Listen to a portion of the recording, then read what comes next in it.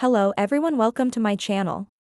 I hope everyone is having a wonderful day. Before starting the video, please go ahead and hit the subscribe button and give this video a like up. Genoa City is bracing for a week of shocking revelations, long awaited confrontations, and the explosive consequences of one man's return, Cane Ashby. With every powerful player watching his every move, Cane must navigate betrayals, alliances, and a looming threat that could destroy not only his future, but everything and everyone he ever cared about. Monday, June 30th, Ghosts of the Past. Cane Ashby begins the week standing alone at Chancellor Park, the place where everything began, and where it may very well end. The quiet morning is shattered by a call from Amanda Sinclair, who tells him bluntly, "They're on to you." Meanwhile, Lily Winters finds herself caught in a whirlwind of emotion. Her past with Cane still haunts her, and the news of his mysterious return under the name Aristotle Dumas has shaken her foundation. Devon urges her to stay strong, but when she sees Cane in person, her anger boils over. She demands the truth, and Cane delivers only part of it. "I came back for redemption," he says. "Redemption," she snaps. "Or revenge?" Victor Newman, who never trusts a man without a clear agenda, calls a secret meeting with Audra Charles. He warns her, "Cane wants something. And if we don't figure out what it is before he gets it, we'll regret it."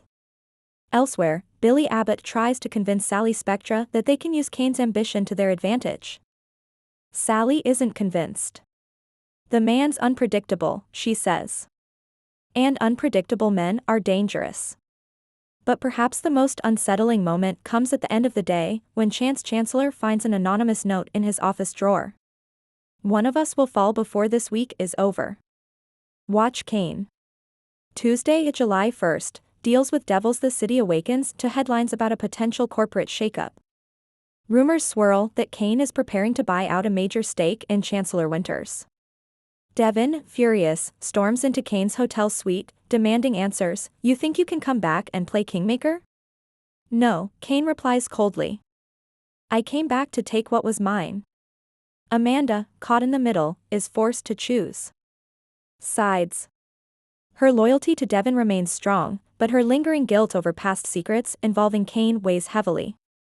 In a private moment, she tells Lily, "Cane isn't telling you everything. But I am." What follows is a confession that leaves Lily shattered. Across town, Newman confronts Adam, suspecting that he may be involved in Cane's return. Adam, ever the chess master, neither confirms nor denies it. Let's just say, he smirks. Genoa needs a little chaos to reveal the truth. Meanwhile, Phyllis Summers overhears a conversation between Diane and Kyle about a hidden investment funnel connected to Cane's international accounts. Phyllis immediately begins plotting how to use this knowledge to her advantage, and to protect Summer from the fallout. By the end of the day, the players are shifting. Trust is evaporating. And Cane. He's preparing for war. Spiral calendar. Wednesday, July 2nd, the trigger. Midweek opens with a bang, literally. A minor explosion rocks the lower levels of the Newman Enterprises building. No one is hurt, but the message is clear: someone is sending a warning. Victor, livid, doubles down. He tells his head of security to find out if Cane had anything to do with it. If he's playing games, Victor growls, "I'll end him before he even knows the rules." Lily, still reeling from Amanda's confession, confronts Cane again. This time, he opens up about his time away, the shady investors he partnered with, and a project that went so far south it may have cost lives. "I didn't kill anyone, Lily," Cane insists. "But someone died because of you," she replies. Tears brimming. In a shocking twist, Abby Newman finds a burner phone hidden in Devon's office. On it, a string of coded texts, referencing the Dumas project, and control through chaos. Devon has no idea how it got there, but Chance begins an investigation, and the clues point toward Cane. Meanwhile, Sally and Billy launch a media blitz. They spin Cane's return as an opportunistic ploy, warning investors to stay away. But Cane sees the coverage and smiles. "Let them talk," he says. "It's not what they say now, it's what they beg for later."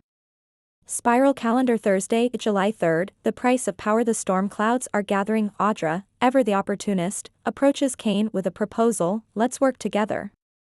You have the money. I have the leverage. Cane hesitates, but is visibly tempted at the same time. Chelsea Lawson makes a disturbing discovery. While reviewing a legal document from years ago, she uncovers a sealed contract that links Cane to a shell company involved in corporate espionage. She brings it to Adam, who replies, "Perfect. We let this stew, then serve it cold." Billy, suspicious of Audra's motives, trails her and discovers her meeting with Cane.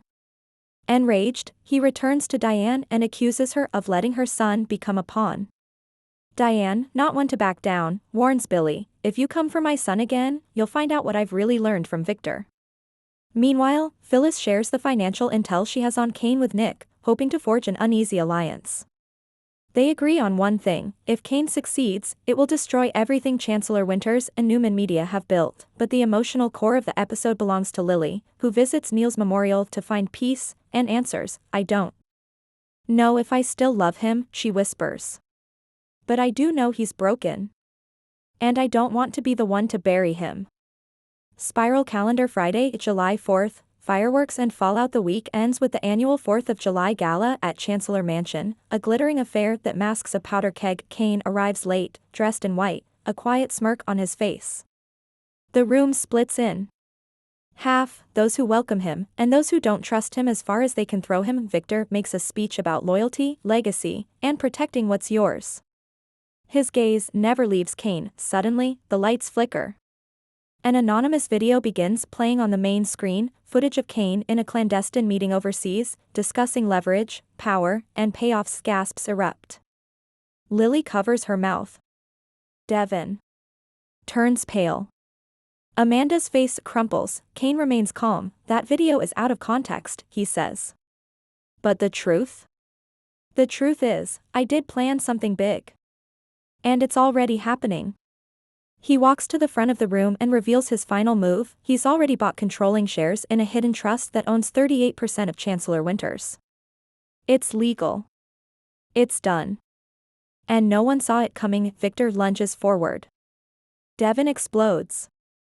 Billy tries to calm Sally, who's screaming about betrayal. Lily, numb, steps back. "You wanted to take back your legacy," she says. "Congratulations. You just destroyed everything else." As fireworks explode over the skyline, the screen fades to black with one last chilling message on a phone in Cane's pocket. Phase 2 begins Monday. Are you ready? Kaboom! Final thoughts: can Cane survive the fallout? As the week ends, the question isn't just about Cane's survival, but what's left to survive. He's torched his relationships. He's triggered investigations. He's exposed secrets no one was ready to face. And now, he holds the keys to a company built on family, trust, and legacy.